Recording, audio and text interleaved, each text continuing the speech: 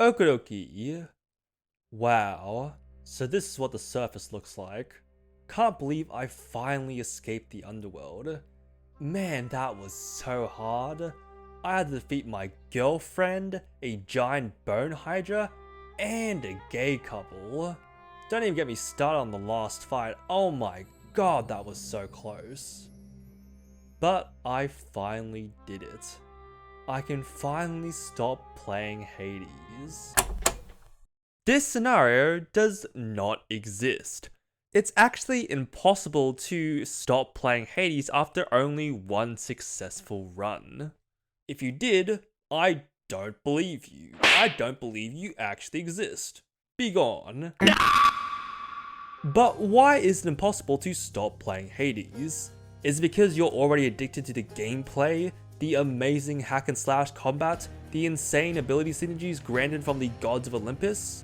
Or maybe, gameplay is only one half the story. What if the story is the other half the story? The story of Hades that kind of forces you to play just one more run. Hades is a game where I really appreciate how they use Greek mythology. Increasing your max health is done through centaur hearts, upgrading your weapon is possible because of the Hammer of Daedalus, Charon runs a little shop for you because as the boatman of the dead, people used to put money in the mouths of the deceased to pay for the trip across the river Styx. Of course Charon is the one that's a money grubber. But with Hades 2 dragging us back in, what I want to talk about is how the first Hades uses the mythology to explain the roguelike elements, more specifically the permadeath and the repeated dungeon crawling. Now, some of you might be asking, hold on, what about the procedural generation? You know how no two runs are the same because it gets randomized every time? Well, I think most roguelikes already have a canon reason for why the map changes for every run. Maybe the dungeon just moves on its own, or the world you're in follows dream logic. Hades goes for the former, the ever-shifting interlocking chambers of the Underworld designed to keep the denizens as denizens. But what about permadeath? After you die in a roguelike, you always get sent back to the start, stripped of all the abilities you gained, keeping only the experience inside your head. Permadeath is something that is less likely to be explained simply because death itself is a pretty widely accepted part of video games. Any game that has a death mechanic also has a revive mechanic. We don't question why we can come back to life because if there was no way to revive, the game would just delete itself, which would either be the worst game in existence or one shot. Great game by the way, highly recommend. However, Hades actually does explain the permadeath within the story. The reason Zagreus is able to come back to life is because, as the son of Hades and Nyx, Zagreus is also a deathless god. Greek gods don't really die. Like, maybe sometimes they get hacked to pieces or sealed away, but they never actually die. Although technically Zagreus is a special case, we know him as the god of blood, but in the original mythology, or at least a version of it, mythology is kind of like superhero comics in which the canon can change depending on the writer. Anyway, in a version of the original mythology, Zagreus was the son of Zeus and Nyx. Zeus being the original NTR ugly bastard, minus the ugly because he's a shapeshifter. Zagreus was meant to be Zeus's heir, but Hera, once again angry over Zeus's infidelity, he does this a lot if you don't already know, ordered a bunch of titans to rip Zagreus to shreds and eat him, a weirdly frequent occurrence for most Greek gods. The only thing that survived was his heart, which Zeus consumed and eventually used to create a new child, Dionysus. That's why there's dialogue about Zagreus and Dionysus being the same god. However, what's important is that Zagreus did indeed die here, and got revived as a new person, which is why Zagreus is not only the god of blood, but the god of rebirth as well. Hades incorporates the storyline into their own game, by making Zagreus one of the only gods that can actually die. It's why he gets stripped of all his boons. This man is basically being reborn after every run. And you know what happens to people that die in Greek mythology? They go to the Underworld, more specifically, the House of Hades. Guess where Zagreus ends up every time he dies? Yep, emerging from the river Styx. back at the start in Daddy's dwelling. Now, Hades isn't the first game to explain revives in the story. The Futurama game has the professor invent a cloning machine called the Reanimator, which brings Fry back to life every time he dies. I don't know why that's the first example that popped in my head, but the fact that Zagreus' permadeath has so much history behind it is just really cool to me. Which I should add, I'm not an expert on Greek mythology, so anyone that wants to correct me on any mistakes, feel free to do so in the comments below. But even if Zagreus' revival makes canonical sense, there's still the other roguelike mechanic, the repeated dungeon crawling. Why do we repeat the same run over and over? Most of you will probably say, well, obviously it's because Zagreus is trying to escape the Underworld, not really that complicated. But then you have to realize, eventually Zagreus has to succeed, right? He's going to escape the Underworld and join the other gods in Olympus. So what happens to players that want to keep playing? Do they just have to load a new save file? Now the story needs to solve this problem for the game to make sense again. Actually, one half of this is already solved since we play as the son of Hades. Hades is cursed by the three sister fates to have his soul bound to the Underworld, which means he cannot survive on the surface. And turns out the pomegranate doesn't fall far from the tree. Zagreus is only able to spend a brief moment above land before being sent right back where he started. Now, to my knowledge, I don't think the actual Hades had this same problem. There is the idea that eating food in the Underworld will prevent you from leaving, but I think Hades is able to come and go as he pleases. He just likes to stay home most of the time. Kinda like you and me actually, we just all hate touching grass. But for anyone that hasn't played Hades, you might be wondering, how does this curse convince me to continue playing?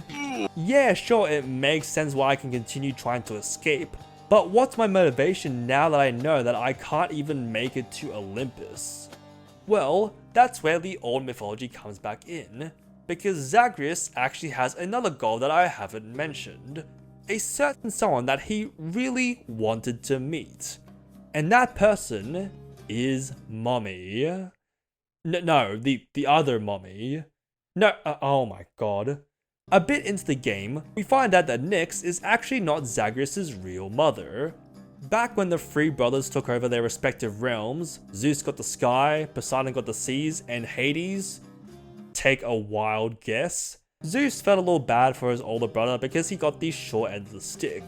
So, being the great, wonderful, generous god that he is, he decides to kidnap Hades' crush and send her into the Underworld.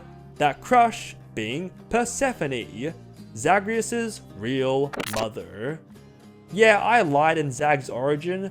Zeus wasn't forcing ambrosia onto Nyx, that was also Persephone, still an NTR bastard. However, it wasn't all bad. Persephone was already looking to leave as she didn't like living in Olympus, and the two actually did fall for each other.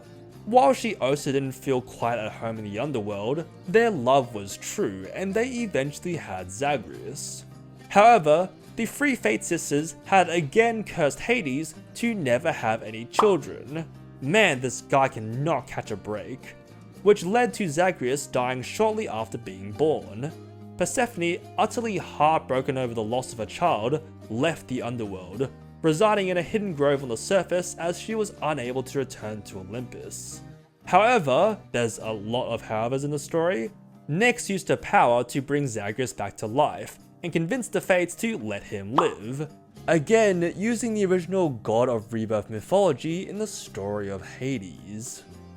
So Zagreus not only wanted to go to Olympus, but also wanted to meet his real mother, who had no idea that he was still alive. Hades had kept it all a secret because he thought Persephone would be happier without him, along with the fact that there's still a ever-looming danger of Demeter finding out and causing a war. Which makes it all the more bittersweet when Zagreus finally defeats his father and makes his way to where Persephone now lives. At first, she's in utter disbelief, still believing her child to have died at birth, but very quickly, she realizes that the man standing in front of her is her son, living and breathing. To say this is a joyous reunion is an understatement, the two of them happily making up for all the time they've lost. That is, until Zagreus starts to feel unwell. Realizing that the Underworld was about to claim him back, Zagreus looks into his mother's eyes and promises that he will make it back to her. However long it takes.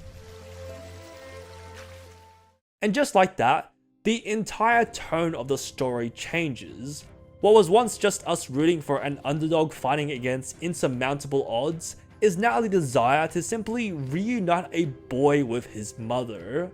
There's just no way you can stop playing the game after beating it only once, else you'll curse Zagreus to forever be separated from Persephone. You wouldn't be that heartless, right? The way this game incorporates mythology to tell such a compelling story is a massive reason why I could not stop playing. And eventually, after enough visits, you manage to convince Persephone to return to the Underworld, where she and Hades apologizes for their actions and make up. Which feels like a pretty great place to end it, right? Mother is back home, so no need to escape anymore. Time to finally touch grass, I guess. Well, this is where a lot of people decide to end their journey with Hades, but this game has to make sure that there's an in-story reason for anyone that wants to continue playing. Zagreus, having reunited the king and queen of the Underworld, along with bringing to light the folly of the phrase, "nobody escapes the Underworld," is asked by the ever-grateful Hades to continue trying to escape, to both help him better bolster the security of the Underworld, and to convince the Olympians he still wants to join them on Olympus while they figure out how to explain why Persephone has been missing for all these years. It doesn't have the same emotional weight as when we're ripped away from Persephone, but it's just a really nice explanation for anyone that does continue playing, which I did for quite a while. Even got to the secret ending, which doesn't change too much besides the Olympians now knowing the truth behind Zagreus and Persephone. Now, at the end of the day, you can say it's kind of obvious that a story-based roguelike will need to have canon reasons for why you keep restarting over and over, but instead of being satisfied with the bare minimum, Supergiant really put in as much care and detail into building a world that makes sense as a roguelike. They really made this game feel less like a game, but more like a living, breathing universe that will still exist even after I eventually stop playing. And that's just something I've really come to appreciate during my time escaping the Underworld. Which brings us to Hades 2, where even in early access we can see the same design philosophy when it comes to crafting its world. For those that don't know, Kronos has taken over the Underworld and captured everyone in the House of Hades, Zagreus, Persephone, and Hades as well. However, Persephone and Hades recently had another child, a daughter named Melinoe, who was the only one to escape from the clutches of Kronos. Now, after training her entire life to defeat her father's father, Melinoe must descend to the bottom of the Underworld to save her family. Hey, now that I'm a girl, does that mean I can romance up? I'll just say this right now, I've already defeated the last two bosses, or at least the last two bosses from the time of recording, so spoilers ahead for anyone that isn't as cracked as I am. Turns out Kronos is also not a one and done fight. Being a deathless god like the rest of the cast, Kronos can rebuild himself after he is defeated, so you can fight him over and over during each run. You can also travel to the surface as well, thanks to Melinoe breaking the Fate's curse, so you can either descend into the Underworld or ascend up to Olympus.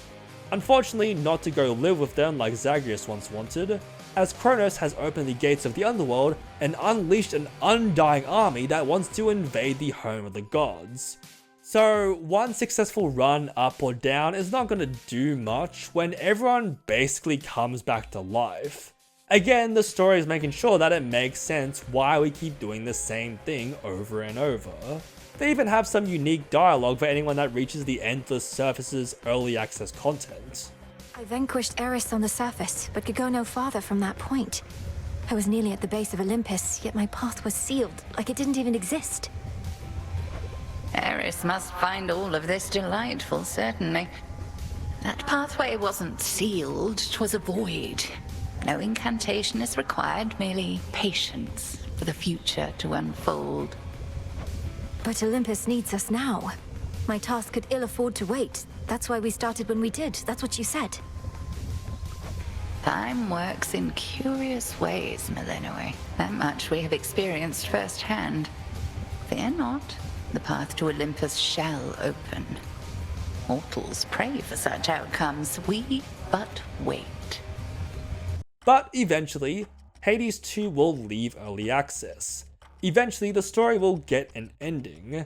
Eventually, we will defeat Kronos for good, rescue our family, and finally be allowed to touch grass.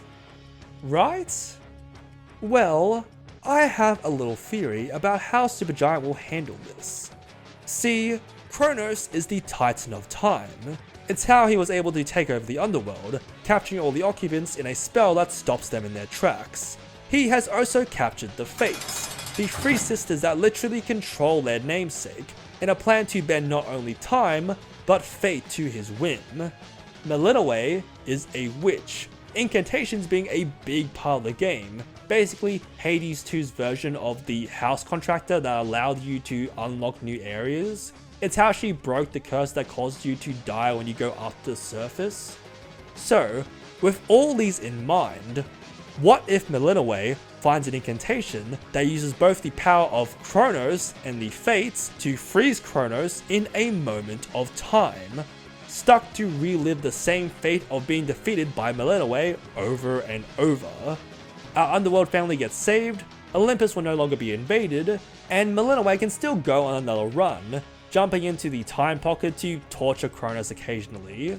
And considering the fact that Millennium is the goddess of nightmares, I think it would be pretty fitting that she would be the one to cast Kronos into a never-ending nightmare. Will Supergiant actually go down this route? Who knows? Early access is going to be here for at least a year, so we've got a lot of time to speculate. I'm excited to see the sequel to one of my favorite games morph into a full story, one that is able to live and breathe just like its predecessor. For the moment though, I think I want to try one more run.